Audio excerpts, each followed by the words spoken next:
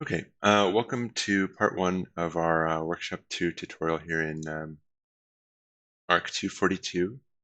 In this video, I'm going to cover how to get topography data for a particular location and turn that into a 3D model in Rhino. So starting off on day one here in our workshop schedule, you can see the first step will be to select an area that we want to create a topography for, and then go and get that information. So the first thing we actually want to take note of here is we want to choose from particular areas, state or national parks. The easiest way to see that is in our Google Maps. So if we go to Google Maps and kind of zoom out a little bit, we can see here the kind of big green areas or brown areas are going to be our areas that we want to choose from. And you can go kind of anywhere around Pima County, but yeah, you probably want to just kind of stick in and around the Tucson area. So we're looking in regions that have some amount of topography, so we have something to work with there.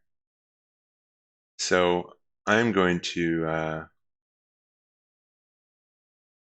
really quick turn on my terrain there so I can get a better sense. That's in that menu, that terrain button. That'll give me a little bit better sense of how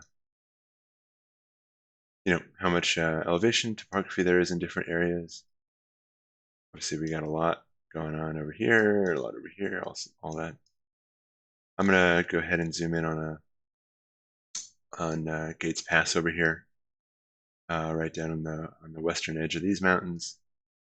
And so I'm gonna choose from a location in here to make my topography.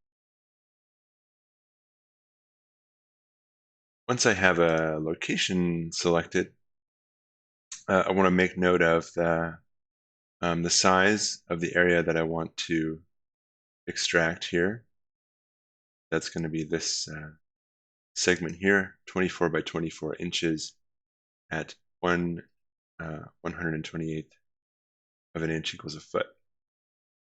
So in order to figure out how big that actually is, we're going to take 24 inches and multiply it by 128.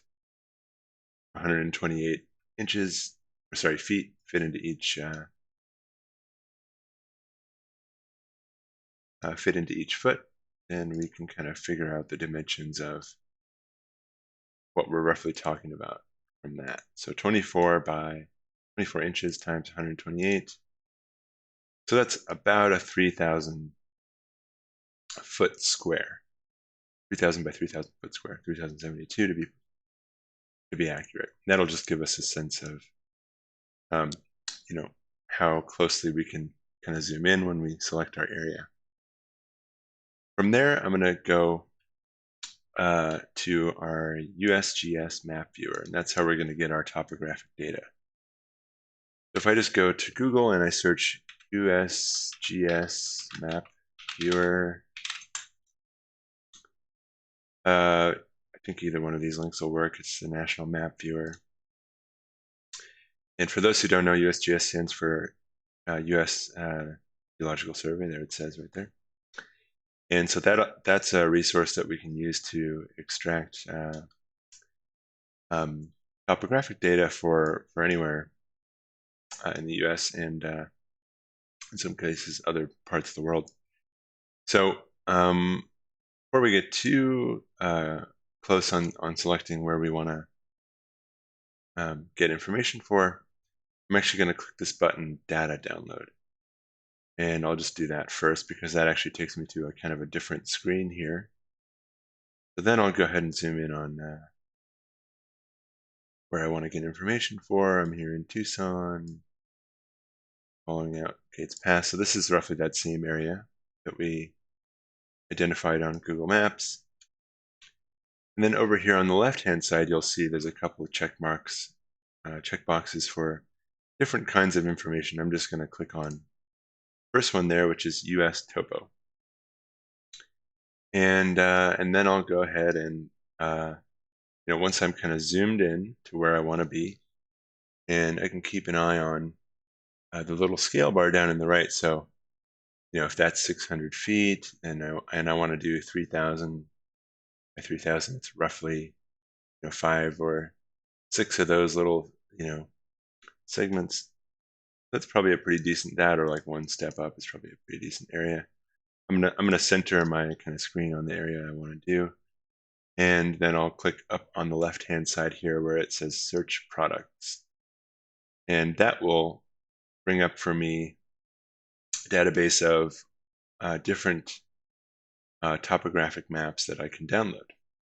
Now, if I zoom out a little bit here, you'll see when I hover over that map that's come up from my search, it's going to show me what area that map covers. So obviously this area covers a much greater area. Or sorry, this map covers a much greater area than just what we want to extract. But the reason I bring it up is, for example, if we were to search a little bit more to the left here, I can search again just by going back to data sets at the top, click search products. You'll see that I actually brought up 2 maps. So if you end up selecting an area that's split between 2 maps, then it'll help you kind of visualize, well, which map do I actually want for the specific area I'm going to draw. And so I want this map right here, and I'll just go ahead and click download PDF. Should download that to my downloads folder. I'll open that up. Okay. And if I open that with Acrobat, there we can see that's our file. Obviously, it is a pretty large area. And what's great about this map, first of all, we have a scale down at the bottom, so we know how to scale it. But what else is great about this map is that it's what's called vector format, which means rather than having to trace lines, we can actually just bring this guy straight into a program like Rhino. And I'm going to just literally drag that file in. I'll get a few options when I release, and you can see here, I want to go ahead and click import. Actually, I skipped a step there. So before I do that, I want to set the units of my file. So I'll type in units in the command line, and my model units want to be feet. Go ahead and click OK. Okay, so now I can drag it in. You can also, if dragging and dropping doesn't work for you, you can go just type in import, and it'll bring you to a folder and grab your file from there. So if you drag and drop, click the option import, or just type the command import and navigate to your file. It might take a second to load. That file was 50 megabytes, so that vector data is actually pretty, there's a lot of information in there. And once it finally loads here, and click and deselect, you'll see I actually have a bunch of layers of information there. One thing that doesn't come in, you can see I actually don't have the measurements from my scale, but what I do have is you can see my scale actually came in as curves, which is great because I can just snap right to that when I scale. So really quick, I'll go back to my map and I'll open it just as a PDF here. And we can see that that scale bar at the bottom is in feet. It's what we want. And it's about 1,000 foot for each one of those tick marks. So I'm also going to just delete some stuff right away here because that'll help my Rhino run faster when I'm starting to scale the topography to what I want. Some of this stuff, which is like, yeah, it's going to come in with a bunch of layers and they can be kind of weird. Some of this stuff you'll notice is just our images, right? So there's our like kind of shaded topography relief. We don't necessarily need that. And then we also have our aerial image there, which isn't super detailed, but And that's going to be broken up into these little slices. So I'm going to just click and drag on one side, grab all that stuff, delete it too. And then we should be left with pretty much just vector data. So when I go in here and select these lines, you can see they're actually curves that I can now edit and adjust in Rhino. Some of this other stuff I don't need. Okay, so I'm going to go ahead and select all. I just hit Control A. You can also type in SEL all. And then I'll type in the command scale. And I'm going down here to where this is my bottom bar, right, which was my feet. And I'm going to snap to, remember one of these bigger ticks is 1,000 feet. I'm going to snap to the corner of one and then the corner of the other. And then I'll type in 1,000 in my command line to tell Rhino that I want that distance between those points to become 1,000 feet. And you can see it got a lot bigger. And so that should be the correct scale for our map. Now I'm going to go ahead. So everything is 1-to-1 now. I'm going to go ahead and delete this stuff. And then I'm going to go back and kind of locate the area. I was right around here, right around Gates Pass. Locate that area where I have, where I wanted to draw my map. The next step I'm going to take here is to draw that rectangle that we talked about, 24 by 24 inches at 1/128th. Again, in order to figure that out, I'm just going to multiply 24 by 128. That gives me 3,072. I will use the command rectangle in Rhino. Click somewhere to start it, and then I'll just type in those dimensions. 3,072 feet. And I'll just press enter twice to use the same length as width. So there's the area of topography that I want to actually model. So I can drag this little window around and kind of place it where I want to go. Or up in here or something like that. Now you'll also notice, and if you look at your PDF map when you download it, that these lines are going to be in a couple different scales, these topography lines. So we have some thicker lines and some thinner lines, right? And we can see that as well if we look at just the color of the individual lines here. And obviously we have elevation numbers for our heavier lines and those are going to be our 100-foot lines, right? So obviously we can see 100 feet between that one and that one. And then there's about 4 lines in between, about every 20 feet. And for this, what I'm going to do is actually, just because it's such a large scale, we're going to deal mostly with the 100-foot contours, the 100-foot lines, the darker lines, the thicker lines. Now, in order to, you'll notice that in my layers panel, I only have everything in one layer, right? So all my objects are on the layer default, and most of them, they do have different properties assigned, but they're assigned to the objects individually, which makes them a little bit harder to select and kind of sort through all the layers of information I have here. So, for example, if I wanted to just kind of select those lines and separate them out, those 20-foot contours in between my 100-foot contours, I can see that they actually have a different color. And if I select one of them, I can see that it's just some RGB value. I don't know exactly what it is. So if I wanted to select all those lines in this file, separate from my 100-foot contours, I can type in the command select color. And then I have the option to select objects with target colors. In other words, select one of the objects that has the color that I want to select. So if I select one of those 20-foot contours and press enter, it's now selected all the lines for my whole map that are 20-foot contours. And I'm not going to delete them. I'm just going to put them on a separate layer. That way I can turn them off a little bit easier. Let's do a little bit of organization like so.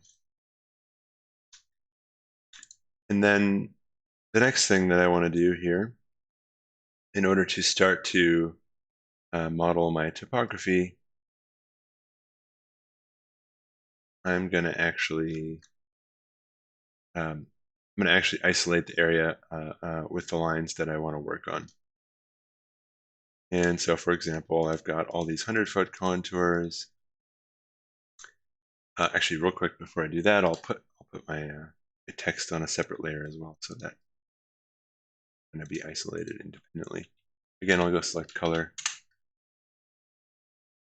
Stuff on it. Again, I'm going to keep it. I just don't want it. Right, organize my file so it doesn't get in the way here. So now I'm going to select all the lines within my boundary, my contour lines, I should say, within my boundary that I want to be working with. And I might also select a few beyond the boundary. That'll help me. That'll help my when I make my 3D surface. That'll help it kind of interpolate properly in areas like here, for example. Our surface might not really know where to go beyond that line if we don't give it something beyond, beyond the boundary of where we're looking. So I'll just select a few of those lines. I'm going to make a new layer and I'm going to copy those. I'm still not messing up my original file.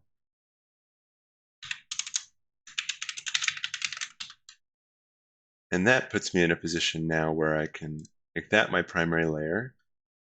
I'll also move this boundary to another layer. Call that my window. And then I can turn off the original map. So I have a copy of all these lines, and I can start to move them around now. Like I said, I want to actually position a bunch of these lines, in some cases beyond where the actual window is. So I'm going to actually start to move them around in the z-axis and kind of position them all in the z-axis where they would actually be in order to give myself a framework to make a surface through. And so if I toggle my text on, so we'll reference these text boxes to make sure that we're going in the right direction, basically, right? We want to make sure we're going up or down when necessary. So right here, we're counting down. So it looks like this is more or less the lowest point. That's about 2,900 feet. That's kind of the lowest point. So I'm going to identify that first. I'm not going to move that line. Actually, this one is technically lower. So maybe I'll start moving lines from there on up. And so I'll select all my lines, except for the base one.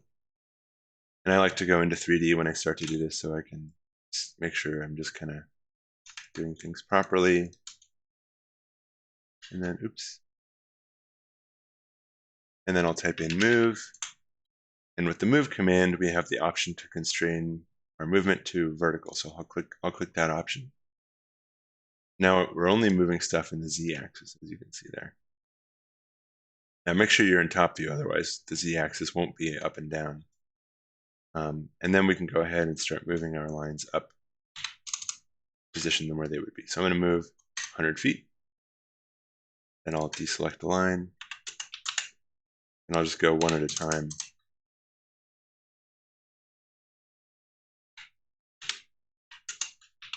So I'm hitting move. I'm hitting V, enter to go vertical. And again, if I kind of orbit to the side, I can make sure the spacing between those lines is remaining consistent.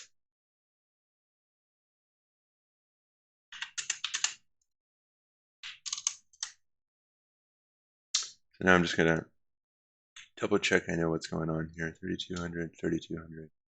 So we're still counting up over there. That's good. So I'll deselect these little guys too. They're kind of in between. Move vertical 100 feet.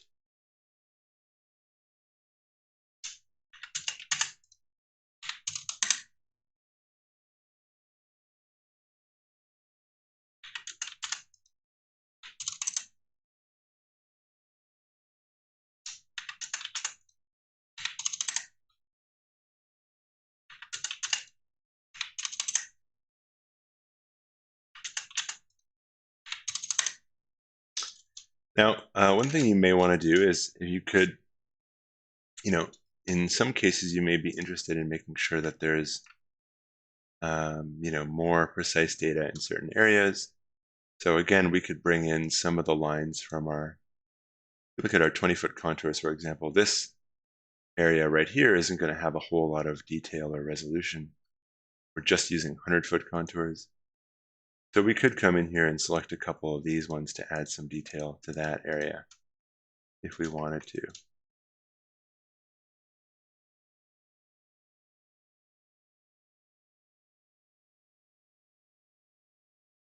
I'll copy those.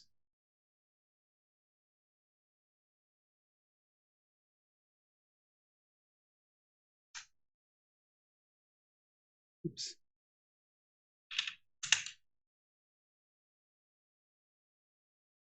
There am I.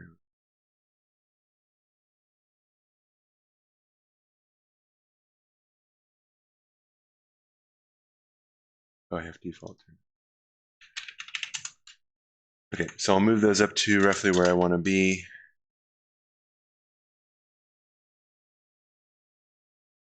And then I'll just do the same thing. And what's nice about this is we can just kind of fill in more detail where we want it. We don't have to do every single line.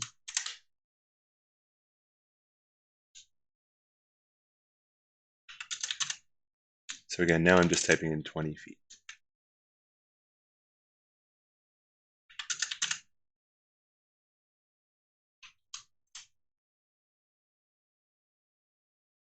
Make sure I keep track of all the lines that I should be deselecting there.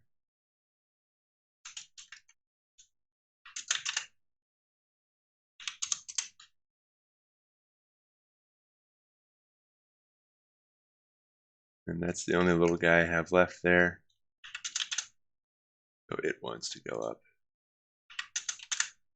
just above this one. Okay. And so then if I kind of move around my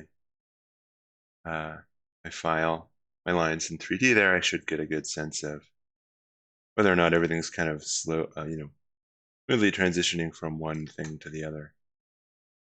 That's just about where we want to be. That looks good. Okay, great. So the next step that I'll take, I'm going to turn my text up, is actually to make a 3D surface through these lines. And so again, I want to capture some stuff that's way out beyond the boundary of where I'm actually looking, just so that that I know that my surface is kind of going the right direction from here outward and so on. But I also don't need to, if I select all this stuff, it's going to start to get a little bit messy for me. So what I'm going to do is kind of just make a rectangle and just get a little bit extra information there. And then everything outside that boundary, I'm just going to trim. Now, when you're in Rhino, if you want to trim something, you can, so obviously these curves are all in 3D, right? They're not actually intersecting that curve. If I want to trim an object with that line, I can always, extrude this curve so that it actually intersects those lines. But I also have this option, apparent intersections turned on. And what that means is it'll actually look at where my trimming line intersects the line I'm going to trim in my viewport and trim it based on that, what it calls the apparent intersection. So if I'm moving around in 3D, you can see those two lines are intersecting in different places. And depending on where I position my viewport, it's going to trim it based on that. Now, that's all just to say that what I actually want to do is make sure I'm in top view when if I'm going to trim this way, so that I don't get weird and loose ends like I was just making right there. So I'm going to reset my viewport to top view. I have my outline selected when I'm trimming, and then I'm just going to click and drag and everything outside of that. There we go. Great. Let's press enter when I'm done. So like stuff like that, I could just, that's fine. Okay, so now I have a kind of smaller selection of lines there. Actually, I'm not sure. I'm just going to double check really quick whether that line is in fact above or below. That line's at 3,000 feet, and that line's at 3,100, so it is below, so right spot. Great, okay. So now I'm going to select all my topography lines, and I'm going to use the command. I want to make sure I don't have my window selected there. And I'm going to use the command patch. And this thing will basically create a surface interpolated through all these lines that I've now positioned in 3 dimensions. There's a couple ways to control the resolution of that surface. One of them is to change this first variable called sample point spacing. This one won't do a whole lot, except it'll kind of measure where the surface should be with a finer resolution. So basically anywhere around 1, oops, I did not mean to put it here, we'll do a pretty good job. And do that real quick. Patch. We're going to leave that set to 1. The thing that'll really help us make sure that we have a high enough resolution surface will be the number of what Rhino calls UNV spans. And if I click preview here, and I think I actually want to be in shaded view, I'll get a kind of preview of what that surface would be. And if I click OK, so I've created the surface now.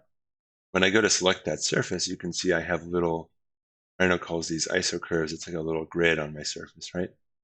And so those UNV spans that I have the option to adjust when I make a patch is represented by those lines. And basically, if I turn the points on for the surface, you can see there's a point at every single intersection of every grid line. And so basically that UV span number represents the number of points that are kind of creating our surface, and that in turn represents kind of the resolution of our surface. So if I were to make a patch and turn this up to 100, oops. Okay. First of all, you'll start to notice that it'll take longer. So, surfaces with more points are slower. They're slower to trim. They're slower to make, all that stuff. But it'll also have finer resolution, and it should actually start to match our curves closer. And the way we can kind of see that is just if we move our viewport around, you'll notice, the degree to which the curves are kind of clipping beyond our surface when we move our view. When we move our view around, gives us a pretty good sense of how closely that surface matches those curves. So this is quite a good match right here. And so I would actually say you could do a little bit less, because I don't think you need quite that level of resolution. Well, let's try like 50 by 50. So obviously that surface was made a lot faster. And as we're orbiting around, you can see there's a little bit more clipping happening, but it's very, very close. So I think that's still good enough. Okay, great. Now what I want to do is trim this surface just to the window that I defined at the beginning for the part that I wanted to model. So I'm going to make a new layer. I'm going to call this my 3D surface. I'm going to put that surface I just made on that layer. I'll make that my current layer, and I'll turn off my 3D contours. And I'm going to go into a wireframe real quick here, and then I can use that window to just use my trim command and trim away the excess parts of that surface, like so. So that's going to be the end of this tutorial. I should say actually really quick before I end, there's one other thing I wanted to show. So if I wanted to now obviously these are the lines that we use to make this surface. If I wanted to go in and make my own topography, and let's say I'm using this for my studio project, and so in some areas I'm moving things around in order to adjust to the cut and fill that would be needed by my building. And then I want to go in and make another topography map and make another drawing that represents the change in topography or the current topography. What I can do is I can take this surface now and I can use the command contour. I have it selected. I'll type in contour. Now it'll ask me for a base point. I can click really anywhere. That's just going to represent where the contours will start being drawn. It's going to ask me for a direction. So if I draw a line, basically I want a line that's straight up and down.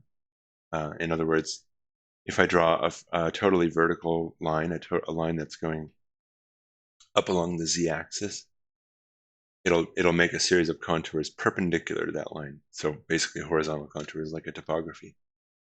So I can draw a line between the corner of my window that I trimmed and the surface that I trimmed it with. And then I have the option to set a distance between contours. In other words, how far apart they are, the axis. So if I do, I don't know how slow this would be actually. I'm going to do like 10-foot contours, which is a smaller resolution than what we actually had in our original topography. And there you can see it'll make the same set of lines, the same kind of topographic representation that we had in our original topography model. Okay, so that's going to end this tutorial. And in the next one, we'll talk about how to then take this surface representation and make a series of cut files to make a physical model of this if we wanted to do that. All right, I'm going to end it here.